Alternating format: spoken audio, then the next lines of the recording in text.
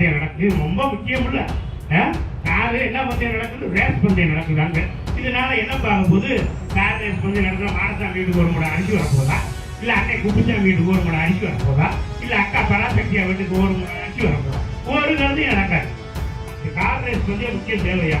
இன்னைக்கு தமிழ்நாட்டில் எத்தனை பேருந்துகள் தமிழ்நாடு அரசு போக்குவரத்து கழகத்தில் பணியாற்ற டிரைவர் கண்டக்டருக்கு நீ ஓய்வு கொடுக்கல, பென்ஷன் கொடுக்கல, பணப்படி கொடுக்கல, பஞ்சப்படி கொடுக்கல, அது குடும்பமே இன்னைக்கு நடுரோட்டில் நின்றுட்டு ஒழுங்கு இருக்க ஓட்ட பசங்க மக்கள்ல ஒரு துப்பு இல்லை.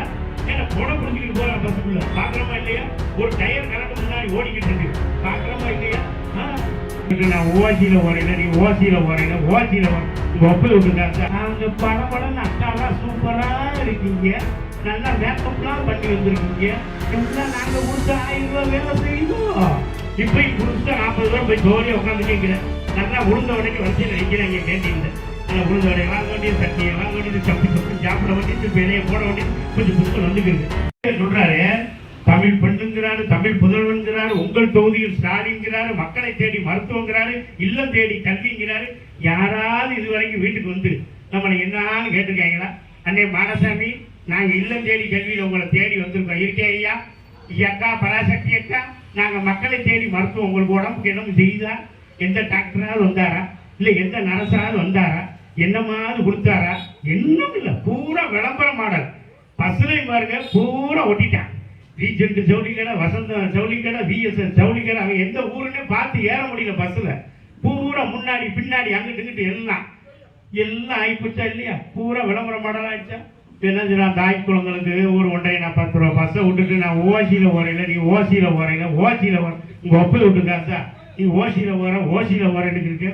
கவர்மெண்ட் மக்கள் வரிப்படத்துல இல்ல தாய்மார்கள்லாம் போய் கேட்டாங்களா? இல்ல எங்களுக்கு ஓசியில பஸ் கொடுப்பான்னு சொல்லி யாராவது கேட்டாங்களா? ஒருவரும் கேட்கல. அப்ப கொடுத்த திட்டத்தை ஏன் சொல்லி காமிக்கிற? ஏன் இதை நாங்க கொடுத்தோம், எவ்வளவு நலத்திட்டம்? என்னைக்காவது எந்த மேடையில எங்கேயாவது அமைச்சராக இருக்கட்டும், எம்எல்ஏ இருக்கட்டும், மாவட்ட செயலாக இருக்கட்டும், ஒன்றிய செயலாக இருக்கட்டும், ஓசிங்கிற வார்த்தை வந்துச்சா? இது வரைக்கும் மிக்சியை கொடுத்தோம், கிரைண்டரை கொடுத்தோம், பேனை கொடுத்தோம், அரிசி கொடுத்தோம், லேப்டாப் கொடுத்தோம், சைக்கிள் கொடுத்தோம், தாலிக்கு தங்கம் கொடுத்தோம், திருமண உதவித்தொகை எல்லாம் கொடுத்தோம். ஓசின்னு சொல்லல. இவர் என்ன ஒரு அமைச்சர் பொன்முடி, நீ ஓசியில வரங்க. இன்னொரு அமைச்சர் மகன் என்ன சொல்றாரு தெரியுமா? ஓட்டு கேட்க போன இடத்துல போற நாடாளுமன்றத்துல, அவங்க படம் அக்காலாம் சூப்பரா இருக்கீங்க, நல்லா மேக்கப்லாம் பண்ணி வந்திருக்கீங்க, எல்லாம் நாங்க கொடுத்த 1000 ரூபாய் வேலை செய்தோம். அவர் இன்னொருத்தர் கேட்கிறாரு. இதெல்லாம் தேவையா உங்களுக்கு? நீங்க சிந்திச்சு பாருங்க. மக்களுக்கு ஒரு நலத்திட்டங்களை கொடுத்து, மக்களுடைய வரிப்பணங்களை கொடுத்து, மக்களை அவர்களை இழிவாக ஒரு இலக்காரமாக பேசுகிறது சர்க்கார் ஆட்சி தேவையா? நமக்கு தேவை கிடையாது. நீங்க எண்ணி பாருங்க, நாடாளுமன்றத்தில் ஐயோ 40 போச்சு, 40 ஒன்னும் போகல. என்ன போச்சு? ஒண்ணுமே கிடையாது. போன சட்டமன்ற எலெக்ஷன்ல எங்க மரியாதைக்குரிய அருமை மாமா மண்ணின் மைந்தன் ரவிச்சந்திரன் அவர்கள் வெறும் 12,000 ஓட்டு வாக்கு வித்தியாசத்துல வெற்றி வாய்ப்பை இழந்தாங்க. இன்னைக்கு எம்பி எலெக்ஷன்ல அது 7,000 நம்ம கூட வாங்கியிருக்கோம். 5,000 ஓட்டு தான் பின்தங்கி இருக்கு. எங்க நம்ம தொகுதியில. அது சென்ட்ரலுக்கு வேற, ஸ்டேட்டுக்கு வேற. மக்கள் எப்பயுமே ஒரு முடிவு எடுப்பாங்க, மத்தியில யார் பிரதமர் அப்படிங்கிறத கணக்கு. அதை வச்சு ஓட்டு போடுவாங்க. அதை வச்சு நம்ம தப்பு கணக்கு போடக்கூடாது. ஐயோ அவங்க தோத்துட்டாங்க, நீ 40 ஜெயிச்சு என்ன செய்ய போற? ஒன்னும் கொடுக்க முடியாது. எப்பயும் போல போய் உளுந்த வடையில சட்னியை வச்சு சாப்பிட்டு பெசாட்டுக்கு வந்துகிட்டே இருக்கலாம். இந்த மாதிரி ஏதாவது நடக்குதா? இல்ல ஏதாவது நீ இருக்க போன வட்டம் வந்து அப்படியே 38 பேருக்கு மேல, இப்பயும் புதுசா 40 பேர் போய் ஜோலியா உட்காந்து கேட்கிற. நல்லா உளுந்த வடைக்கு வரிசையில் நிற்கிறாங்க கேண்டீன்ல. நல்லா உளுந்த வடையை வாங்க வேண்டியது, சட்னியை வாங்க வேண்டியது, சப்பு சாப்பிட வேண்டியது, விலையை போட வேண்டியது, கொஞ்சம் புச்சுக்கள் வந்துக்கிறது. இன்னைக்கு வரைக்கும் நீ எய்ம்ஸ் மருத்துவமனையா வரலன்னு அங்கே போய் கேட்க வேண்டியதானே? ஏன்னா காவிரியில தண்ணி திறந்து உடனே முடக்க வேண்டியதானே? ஏன்னா இதே நாங்க காவிரி பிரச்சனை வரும்போது அண்ணா திராவிட முன்னேற்ற கழக நாடாளுமன்ற உறுப்பினர்கள் நாங்கள் கூட்டணியில இருந்தாலும் 28 நாட்கள் அந்த நாடாளுமன்றத்தை முடக்கிய கட்சி அனைத்து இந்திய அண்ணா திராவிட முன்னேற்ற கழக கட்சி. இது உண்மையா இல்லையா? இது எப்ப பார்த்தாலும் அங்க போறது, சூடா வடை எப்ப போடுறாங்கன்னு பாக்குறது, 2 வடையை வாங்குறது, சட்னியை வாங்கி சாப்பிட்டு ஏங்க அங்க போற, அங்க சாப்பிட்டுருக்குவா. எங்க மாமா ரவிச்சந்திரன் 2 வடை சட்னி வாங்கி தருவார், சாப்பிடு. எங்க மாமா சண்முகனி 2 வடை நல்ல சட்னியோட வாங்கி தருவாங்க, எங்க சூடா போடுறாங்கன்னு சாப்பிட்டு போங்கப்பா. நீங்க அங்க போய் எம்பி கொட்டாய் விட்டுங்க. இப்ப வாத்தியார் டீச்சருக்கு பூரா சம்பளம் போட முடியல. அவன் மத்திய அரசு அந்த ரூபாயை விடுவிக்க மாட்டேங்கிறான். ஏன் 40 பேர் இருக்கேன் எம்பி, அங்க முட்டுக்கிட்ட போடு. ஒன்றும் கிடையாது. அன்னைக்கு ஆசிரியர் வாத்தியர் டீச்சர் பூரா சொன்னாங்க, எங்களுக்கு விடியல் வந்துடும், எங்களுக்கு இவர் ஸ்டாலின் வந்தாரா விடியல். அதுல ஒரு டீச்சரமா ஓங்கி பெற்றுது. எங்களை ரோட்ல நிக்காண்டு வச்சுட்டு, எங்களை ரோட்ல நிக்காண்டு நாங்க படிச்சு என்ன செய்ய? எந்த டீச்சரம்மா? அதே டீச்சரம்மா தான் சொல்லிச்சு, பட்டண அப்படி அமுக்கும் போத பா விடியல் விடியல் போ அப்படின்னு இப்ப அந்த அம்மா தான் இப்ப வாட்ஸ்அப்ல பேட்டி கொடுத்துருக்கு. நாங்க என்ன செஞ்சோம், முதலமைச்சர் இருக்கிறாரா இல்லையா, வாட்ஸ்அப்ல பாத்தீங்களா இல்லையா, செல்லுல பாத்தீங்களா இல்லையா, இதெல்லாம் நடக்குது. இன்னைக்கு எல்லாத்தையும் தெருவில் விட்டாச்சு. இல்லாத மக்களையும் தெருவில் விட்டு, வாத்தியார டீச்சரையும் தெருவில் விட்டு, எல்லாத்தையும் ரோட்ல விட்டு விடியல் விடியல். இப்ப பெரிய கார் ரேஸ் பந்தயம் நடக்குது. ரொம்ப முக்கியம் இல்ல, காரு என்ன பந்தயம் நடக்குது, ரேஸ் பந்தயம் நடக்குது அங்க. இதனால என்ன பார்க்க போது, கார் ரேஸ் பந்தயம் நடக்குது. மானசாமி வீட்டுக்கு ஒரு முறை அரிசி வரப்போதா, இல்ல அன்னை குப்புசாமி வீட்டுக்கு ஒரு முறை அரிசி வரப்போதா, இல்ல அக்கா பராசக்தியா வீட்டுக்கு ஒரு முறை அரிசி வரப்போதா, ஒரு கருதையும் நடக்காது. நம்மளாம் வீட்டுல சின்ன பிள்ளைகள் தான் ஒரு காரு பொம்மை கடையில வாங்கி கொடுப்போம். அது மாதிரி உதயநிதி ஸ்டாலின் ஒரு காரு கேட்டா வாங்கி கொடுத்துட்டு போக வேண்டியதானே.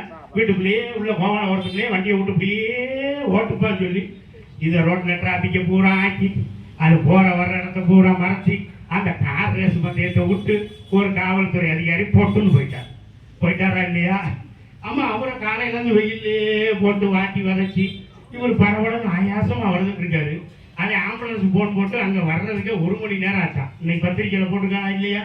எதனால 1 மணி நேரம் ஆச்சு, போக்குவரத்தை பூரா மாத்தி அந்த இடத்துல பூரா நெருக்கடியை உண்டு பண்ணி, இதைத்தான் எங்க சேலத்து சிங்கம் கொங்கு நாட்டு தங்கம் நாளைய தமிழ்நாடு முதலமைச்சர் புரட்சி தமிழர் ஐயா எடப்பாடியார் அழகாக சொன்னார்.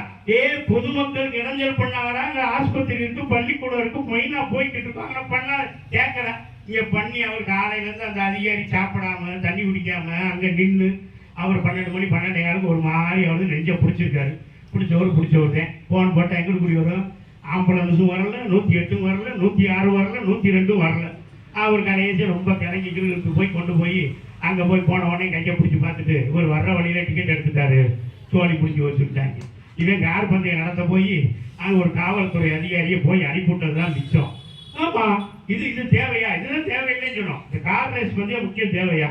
இன்னைக்கு தமிழ்நாட்டில் எத்தனை பேருந்துகள் தமிழ்நாடு அரசு போக்குவரத்து கழகத்தில் பணியாற்ற டிரைவர் கண்டக்டருக்கு நீ ஓய்வு கொடுக்கல, பென்ஷன் கொடுக்கல, பணப்படி கொடுக்கல, பஞ்சப்படி கொடுக்கல. அது குடும்பமே இன்னைக்கு நடுரோட்டில் நின்றுகிட்டு இருக்கு, ஒழுங்கிட்டு இருக்க ஓட்ட பச பார்க்க பக்கு இல்ல, ஒரு துப்பு இல்ல.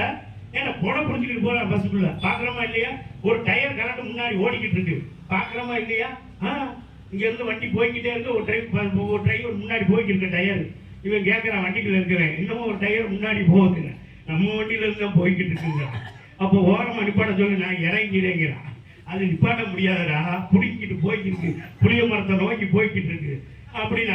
ஆமா, இந்த ஓட்ட பஸ் டப்பா பஸ் இது மாத்திரைக்கு இது இல்ல, இதுல இவங்களுக்கு தார் பந்தயமா ரேசா. நேற்று சாயந்தரத்துல வந்து கூத்த பார்க்கணும், அவன் குடும்ப தொலைக்காட்சியில பூரா வீட்டுக்குள்ள படுத்துட்டே கூட காட்டடாக்கு வந்துடும் போறேன். இதனால என்ன போதும் கேட்கிறேன், ஏன்னா நலத்திட்டங்கள் நன்மைக்கும் திட்டங்கள். எங்க அம்மா காலையில எந்திரிச்சாங்கன்னா இன்னைக்கு என்ன பத்திரிகை வாங்கி எல்லாரும் பார்ப்பாங்க. அண்ணன் எடப்பாடியார் இருக்கும் போது ஆட்சியில காலையில எந்திரிப்பாங்க, இன்னைக்கு என்ன நலத்திட்டம் பத்திரிகை பார்ப்பாங்க, இன்னைக்கு அம்மா என்ன திட்டம் சொல்லியிருக்காங்க மக்கள் பார்ப்பாங்க. அதுதான் அம்மா, மற்றவங்க சும்மா. அண்ணன் எடப்பாடியார் அப்படித்தான். இன்னைக்கு 7.5% இடம் ஒதுக்கின்ற டாக்டர் எத்தனை பேர் தெரியுமா? செங்கச்சூளையில வேலை இருக்கிற அம்மா மகனும் வாட்ஸ்அப்ல எல்லாம் பார்த்துருப்போம், டிவியில. இந்த பெத்த ராசா அப்படின்னு அந்த அம்மா மகனை தொடக்குது. மகன் அப்படியே எல்லாமே அம்மா தான் அப்படிங்குது சொல்றாங்களா. 2 பேரும் சேர்ந்து இந்த 7.5% நான் டாக்டராக இன்னைக்கு ஆக்கிறேன்னு சொன்னால் அதற்கு முன்னாள் தமிழ்நாடு முதலமைச்சரும் வருங்கால தமிழ்நாடு முதலமைச்சரும் புரட்சி தமிழர் டாக்டர் எடப்பாடியா கொடுக்கிற பேட்டி பாக்குறமா இல்லையா?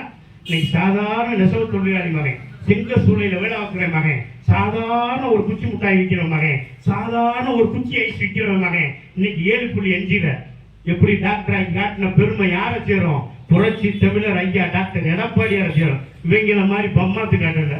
நாங்க வாட்சிக்கு முதல்ல வந்தா நீட்டை ஒழிச்சிருவோம், நீட்டை ரத்து பண்ணிடுவோம். எங்களுக்கு அந்த ரகசியம் எல்லாம் தெரியும். என்னப்பா ரகசியம்? நம்ம ஐயா எடப்பாடியார் கட்டி வச்ச கட்டடத்தை திறந்து வச்சுட்டு அந்த அனிதாவா புனிதாவா பேரை வச்சுட்டு இதான் ரகசியம் போயிட்டார். யாரு? நம்ம உதயாநிதி சொன்னாரா இல்லையா? ரகசியம் தெரியல. என்ன ரகசியம் தெரியும்? 7.5% இட ஒதுக்கீட்டை கொண்டு வந்தது யாரு? புரட்சி தமிழர் ஐயா எடப்பாடியார். இன்னைக்கு தமிழ்நாடே போட்டி கொண்டு இருக்காரவா. இந்த திட்டம் கொண்டு வரப்பட்ட போது 425 பேர், அடுத்து 550 பேர், இன்னைக்கு 675 பேர். இப்ப 2 நாளைக்கு முன்னாடி இப்ப இருக்கிற மா சுப்பிரமணிய அமைச்சர் மக்கள் நல்வாழ்வுத்துறை அமைச்சர் சொல்லுகிறார், இந்த திட்டத்தின் மூலம் 723 பேர் டாக்டராக அரசு பள்ளியில் படித்தவர்கள் டாக்டராக அங்கே செல்லுகிறார்கள் என்று சொன்னால் அதற்கு புரட்சி தமிழர் டாக்டர் எடப்பாடியார் நிதர்சனமான உண்மை. நீ என்ன செஞ்சாரு எடப்பாடியார்? என்ன செஞ்சாரு? ஆட்சி ஏற்றதுல இருந்து பாத்தீங்கன்னா என்ன சொன்ன, ஒரு வாரத்துல போயிடும், 30 நாள்ல போயிடும், 25 நாள்ல போயிடும், 55 நாள், 4.5 வருஷம். எங்கள் தங்கத்தாரகை புரட்சி தலைவி அம்மா பெற்று தந்த அந்த வெற்றி செல்வத்தை அதை பாதுகாத்த தலைவன் தாயா புரட்சி தமிழர் டாக்டர் எடப்பாடியா. எத்தனை ஆர்ப்பாட்டம், எத்தனை அவமானம், எத்தனை கேளிக்கைகள், எத்தனை நையாண்டி, எத்தனை அவமானப்படுத்த அதையெல்லாம் தாங்கினவரியா புரட்சி தமிழர் ஐயா எடப்பாடியாரு. 4.5 ஆண்டு காலம் ஒன்னா ரெண்டா இந்த உண்டியல் கொடுக்குறவர்ல இருந்து எல்லா பேரும் ஒரு சின்ன ஒரு நாளுமே முக்குக்கு முக்கு ஒரு வாளியை வச்சுக்கிட்டு டப்பா வச்சுக்கிட்டு தகர டப்பா வச்சுக்கிட்டு இப்ப எங்கப்பா போன? நான் கேட்கிறேன், இந்த 4 வருஷமா எங்க போன? சட்டத்தையே காணுமே. ஏன்னா தாலிக்கு தங்கத்தை நிப்பாட்டியாச்சு, ஆர்ப்பாட்டம் எங்கேயா நடந்தது உண்டா? திருமண உதவித்தொகை நிப்பாட்டியாச்சு, எங்க அம்மா கொடுத்த பட்டதாரி பெண்ணுக்கு 50,000 ரூபாய் நிப்பாட்டியாச்சு. எங்கப்பா நீ இங்க ஆர்ப்பாட்டம் எங்க நடத்திக்கிட்டு இருக்க? ஏன்னா கிராமப்புறங்களில் இல்லாத ஏழை எளிய மக்களுக்கு 6 மாடு கொடுத்தோம். எங்கப்பா இருக்கீங்க? நீங்க ஆர்ப்பாட்டம் நடத்த வரலையா? ஏன்னா நாங்க குடியிருக்க வீடு கொடுத்தோம், பசுமை வீடு. நீ ஆர்ப்பாட்டம் நடத்த நீங்க வரலையா? ஒருத்தருமே இல்ல. எல்லாம் செவடங்கால ஊதுன சங்கு மாதிரி எனக்கு வர்ற பெட்டி வர்ற கம்சம் வருதா வாங்கிட்டு பேசாட்டுக்குவான். இதே அண்ணன் எடப்பாடியா இருக்கும் போது எத்தனை போராட்டம், எத்தனை ஆர்ப்பாட்டம், கிட்டத்தட்ட 35,000 போராட்டம். அந்த போராட்டக்காரர்களையும் சந்தித்த சாமானியன் தான் புரட்சி தமிழர் சேலத்து சிங்கம் ஐயா எடப்பாடியா. போராட்டம் ஒரு பக்கம், இங்க உள்ள இருந்தே வேலை செய்யறதுக்கு அதுவும் ஒரு பக்கம், துரோகிகளும் ஒரு பக்கம், எதிரிகளும் ஒரு பக்கம். துரோகியையும் சமாளிக்கணும், எதிரியையும் சமாளிக்கணும். அப்படி சமாளிச்சவர் தான் புரட்சி தமிழர் ஐயா எடப்பாடியாரு. எத்தனை திட்டங்கள், அழகான திட்டங்கள். விவசாயத்தை பாதுகாக்க வேண்டும் என்று வேளாண் மண்டலம், பாதுகாக்கப்பட்ட வேளாண் மண்டலத்தை நிறுவியவர் நமது புரட்சி தமிழர் ஐயா எடப்பாடியார். குளங்களை பூரா தூர்வாரி தண்ணீரை பூரா சேகரித்து விவசாயம் இருந்தால்தான் நம்ம இன்னைக்கு சாப்பிட முடியும் என்று சொல்லி அந்த குடிமராமத்து நாயகன் என்கிற பட்டத்தை பெற்றவரியா நம்ம புரட்சி தமிழர் ஐயா எடப்பாடியார். பொங்கல் திருநாள் என்று கொரோனா காலகட்டத்தில் முடங்கி கிடக்கிற மக்கள் பொங்கலை கொண்டாட வேண்டும் என்று சொல்லி 2,500 ரூபாய் ரேஷன் கடை மூலம் குடும்ப அட்டைதாரர்களுக்கு வழங்கியவரியா பொங்கல் பரிசு கதாநாயகன் ஐயா புரட்சி தமிழர் டாக்டர் எடப்பாடியா. இப்படியே சொல்லிக்கிட்டே போலாம். என்ன செய்தார், என்ன செய்தார், ஏது செய்தார்? இவர் தாக்கு பிடிப்பாரா? இனி மீண்டும் வருவார், மீண்டும் வருவார், மீண்டும் வருவார், மீண்டும் வருவார். மக்களை எல்லாம் காப்பாற்றுவதற்கு வருவார். அவர் படித்த பள்ளி லேசான பள்ளி அல்ல. என் புரட்சி தலைவர் பொன்மனச்செம்மன் எம்ஜிஆரோட படித்த பள்ளியில் படித்த மாணவன். என் புரட்சி தலைவி தங்கத்தாரகை இதய தெய்வம் மாண்புமிகு அம்மா பள்ளியில் படித்த மாணவன் ஐயா எடப்பாடியார். மீண்டும் தமிழகத்தை சீரழிந்து நடக்கிற தமிழகத்தை தூக்கி நிப்பாட்டுவார். நமக்கு உண்டான நலத்திட்டங்கள் எல்லாம் வரும். அழகாக சொல்லுகிறார், நீ படிக்கிற பிள்ளைக்கு ஒரு லேப்டாப் கொடுக்க முடியல, உன் மகன் சந்தோஷமா கார் ரேஸ் நடத்துறவங்க மட்டும் நடத்துறிய எத்தனை கோடி செலவழிச்சு. நான் கேட்கிறேன், ஆட்சி அதிகாரத்துக்கு வந்ததுல இருந்து என்ன உருப்படியான காரியம் என்ன நடந்திருக்கு? அப்பா பேர்ல பஸ் ஸ்டாண்ட் வச்சிருக்கு, அப்பா பேர்ல சமாதி கட்டியிருக்கு, அப்பா பேர்ல என்னென்ன செய்யணுமோ பூராமே அந்த நினைவிடம் கட்டியாச்சு, என்னென்ன பண்ணணுமோ சமாதி கட்டி எல்லாம் இப்படித்தான் போய்கிட்டு இருக்கு. இது மக்களை பத்தி சிந்திக்கிற மாதிரி இருக்கா?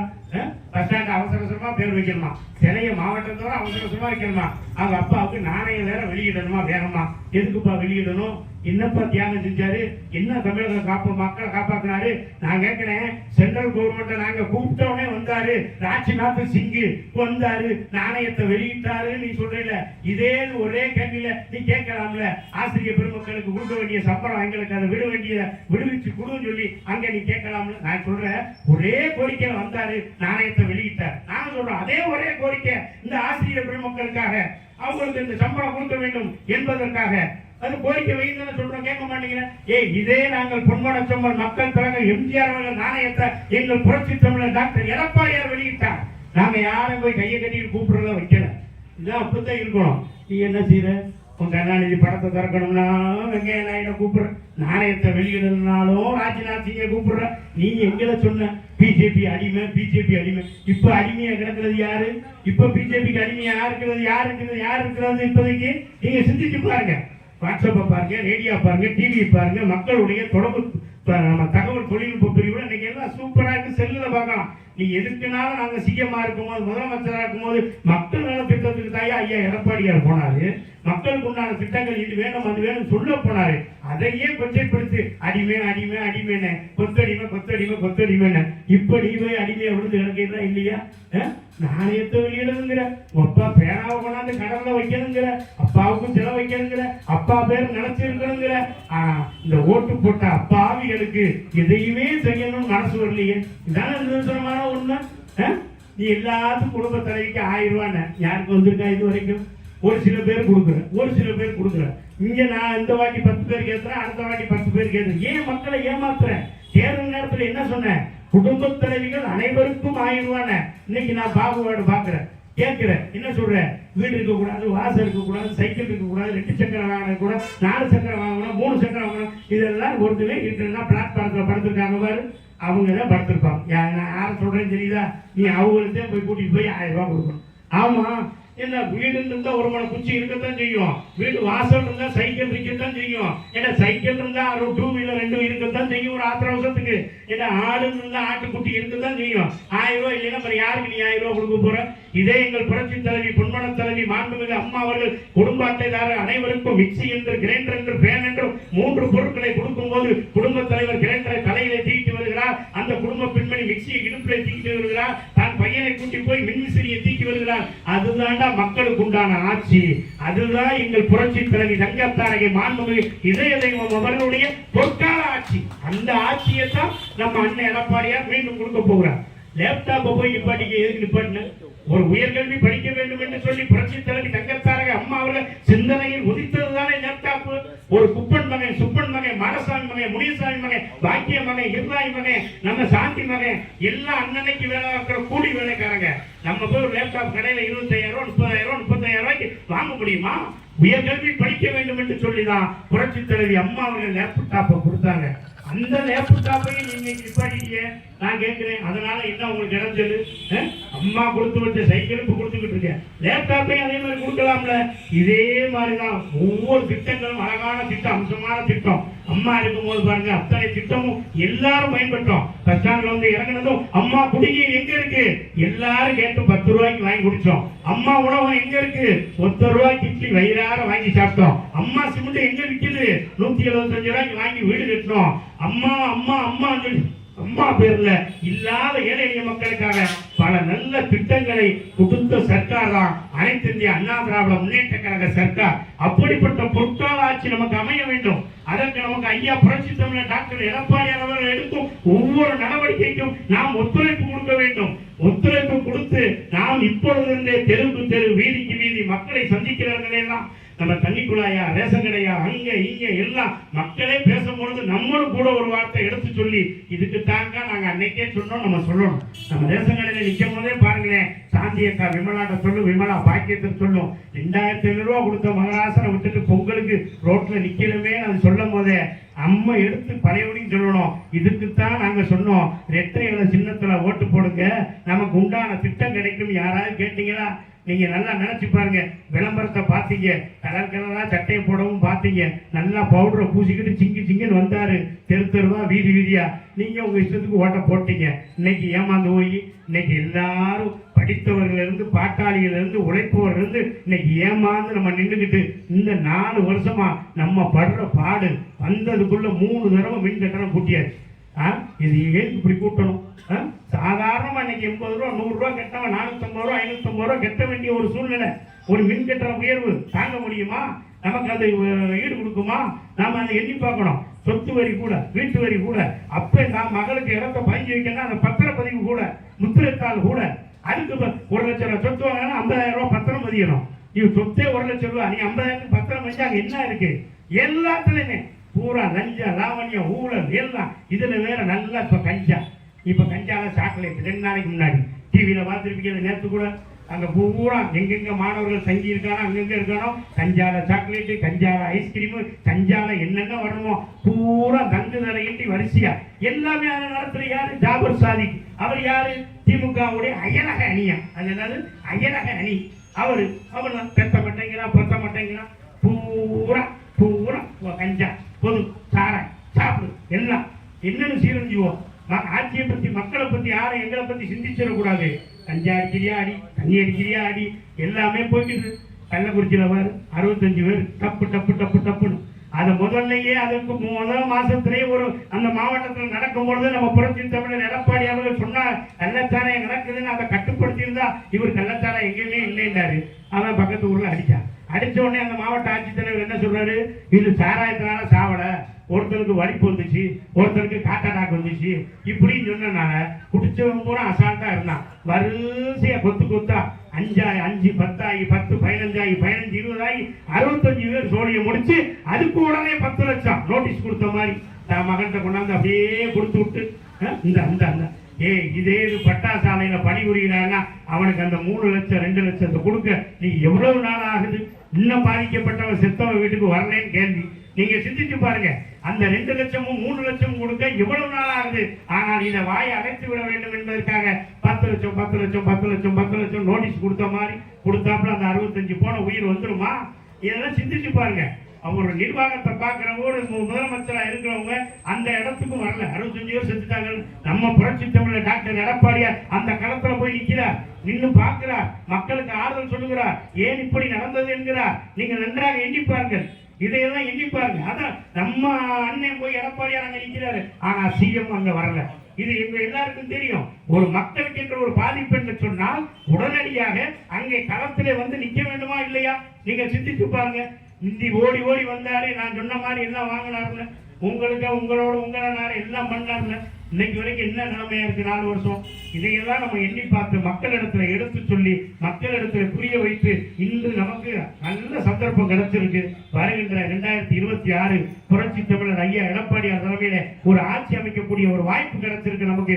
இதை நல்ல முறையை நம்ம பயன்படுத்திக்கிட்டோம்னா நம்முடைய தொகுதியில் உங்க வீட்டு செல்லப்பிள்ளை மண்ணின் மைந்தன் புரட்சி தமிழர் ஐயா எடப்பாடியார் அவர்கள் அறிவிக்கின்ற நமது மண்ணின் மைந்தன் அவர்கள் விருதுநகர் கிழக்கு மாவட்ட கழக செயலாளர் அவர்கள் மாமா ஆர்கே ரவிச்சந்திரன் அவர்கள் மீண்டும் இங்கே போட்டியிடும் பொழுது எல்லோரும் ஒட்டுமொத்தமாக இரட்டை இலை சின்னத்தில் வாக்களித்து துரோகிகளையும் எதிரிகளையும் ஓட ஓட விரட்டி அடித்து அவர்கள் சட்டமன்ற உறுப்பினரானால் அதற்கு கீழே இருக்கின்ற நம்ம எல்லாம் ஒன்றிய கவுன்சிலர்கள், ஒன்றிய சேர்மன்கள், பெருந்தலைவர்கள், கூட்டுறவு உள்ளாட்சி பிரதிநிதிகள், கூட்டுறவு சங்க தலைவர்கள், நீங்கள் எல்லாரும் கையெழுத்து பச்சைமையில போடக்கூடிய அளவுக்கும் இல்லாத ஏழை எளிய மக்களுக்கும் நலத்திட்ட உதவிகளையும் பெற்றுத் தருவதற்கும் ஒரு வழிவகை செய்யும் என்று உங்களிடத்திலே நாங்கள் மன்றாடி கேட்டுக்கொண்டு உங்கள் பொன்னான வாக்குகளை சிந்தாமல் சிதறாமல் புரட்சி தலைவர் பொன்மன செம்மல் மக்கள் திலகம் பாரத ரத்னா எங்கள் தங்கம் தங்கத்தின் தங்கம் பரங்கிமலை சிங்கம் ஊருக்காக உழைத்த உத்தமர் வாரி வாரி வழங்கிய பாரி வள்ளல் கொடுத்து கொடுத்து சிவந்த கரங்கள் சத்துணவு தந்த சரித்திர நாயகன் அன்னை சத்தியா ஈன்றெடுத்த தவப்புதல்வன்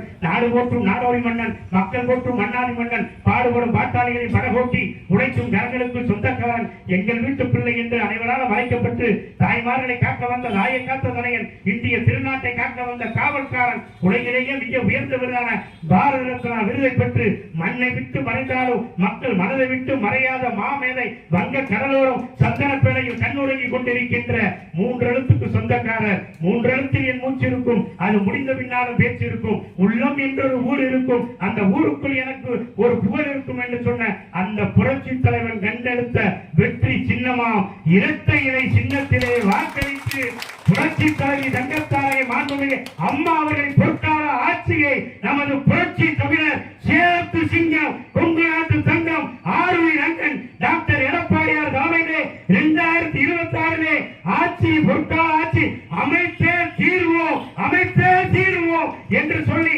வாய்ப்புக்கு நன்றி கூறி ஓங்குக அண்ணாவின் புகழ், ஓங்குக புரட்சி தலைவர் எம்ஜிஆர் புகழ், ஓங்குக புரட்சி தலைவி அம்மா புகழ், வாழ்க டாக்டர் எடப்பாடியார் என்று சொல்லி வெல்க அனைத்து இந்திய அண்ணா திமுக என்று சொல்லி வாய்ப்புக்கு நன்றி கூறி விடைபெறுகிறேன். நன்றி, வணக்கம்.